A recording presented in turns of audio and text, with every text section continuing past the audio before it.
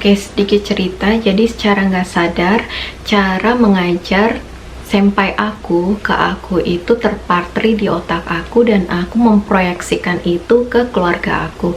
Salah satunya adalah ketika ibu aku minta aku buat ngajarin sebuah device.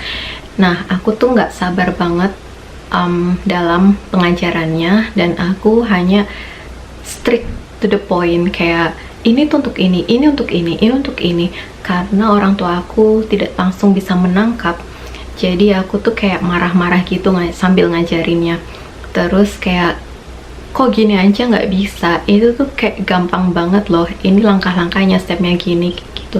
Jadi semua hal yang senior aku ajarin ke aku, bener-bener satu persatu itu tuh secara nggak langsung aku keluarin ke orang lain, apalagi ke ibu aku.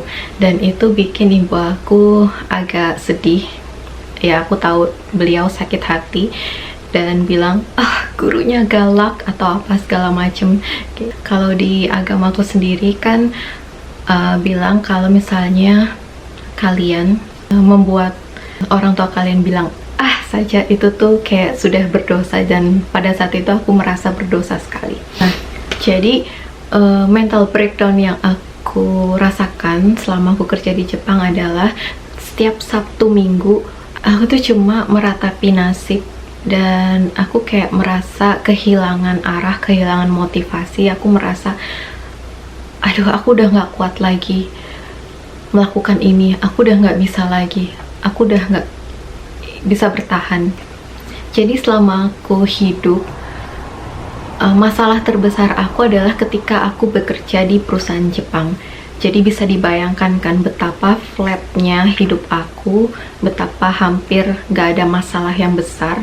Tiba-tiba di perusahaan Jepang aku harus berkomunikasi dengan orang asing setiap hari pakai bahasa asing, terus dimaki-maki. Dan kalau kalian tahu, orang Jepang itu walaupun orangnya sangat sopan sekali, tapi sekali mereka bilang sesuatu yang kurang baik, pasti kalian akan nyadar, oke, mereka marah sama kita, oke, mereka tidak puas dengan kinerja kita. Nah, dari situ aku paham, oh ternyata banyak orang yang tidak suka aku bekerja di situ. Aku tidak bisa bekerja dengan mereka. Sebenarnya bukan hanya aku aja yang merasakan mental breakdown seperti itu, karena di perusahaan aku banyak senior-senior, khususnya perempuan, yang merasakan hal yang sama, dan mereka selalu bilang, oh, saya pernah setelah rapat pergi ke toilet dan saya nangis di situ. Tapi gak berapa lama saya hapus tangisannya, saya make up lagi, dan saya balik kerja. Ada juga teman aku yang orang India, dia juga sama. Tiba-tiba kita duduknya hadap-hadapan, tiba-tiba dia tanya aku, kamu ada waktu nggak? Ayo keluar bentar. Dan disitu dia langsung cerita dan dia menangis parah. Jadi mental breakdown, kayak mental yang tidak kuat itu tidak hanya dirasakan oleh aku saja, tapi banyak kolega aku yang merasakannya, apalagi orang asing. Dan bukan hanya orang asing, orang Jepang sendiri juga ada. Salah satu kolega aku, dia itu orang Jepang tulen, tapi dia kuliah di Amerika, terus dia balik ke Jepang. Dia kerja di perusahaan Jepang, salah satu perusahaan otomotif yang terkenal di Jepang, tapi pada saat itu dia merasa dia tidak cocok dengan kebudayaan negaranya sendiri.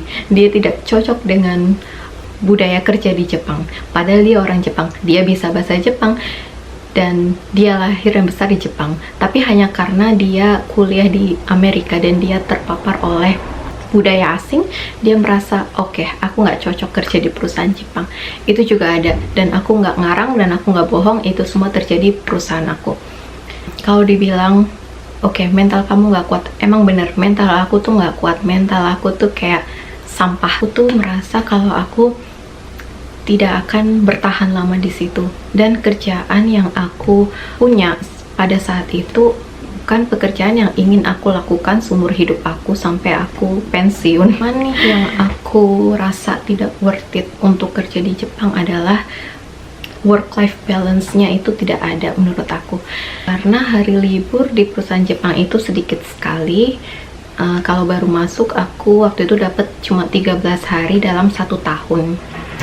Nah, 13 hari ini tidak termasuk untuk jatah mengurus visa, ngambil visa, dan jatah misalnya ada perpanjang paspor atau lain-lain. Tapi hanya dengan 13 hari aja yang menurut aku tuh kurang banyak. Senior aku tuh mereka yang gila kerja banget, karena ada peraturan minimal ambil 5 hari cuti dalam 1 tahun. Mereka itu kewalahan banget loh ambil cuti, kayak sampai bener-bener deadline-nya mereka di akhir-akhir tuh baru ambil cuti. Aku tuh nggak tahu apa yang bikin mereka nggak stop untuk diri mereka sendiri dan harus 110% melakukan pekerjaan mereka. Tapi mungkin itu salah satu hal yang bikin Jepang maju ya, karena orang-orangnya tuh sangat sangat pekerja keras sekali, sangat hardworking.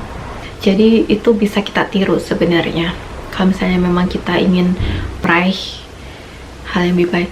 Cuman masalahnya yang aku perhatikan adalah nggak semua orang yang bekerja panjang, yang waktu kerjanya panjang itu menghasilkan result yang memang kita inginkan.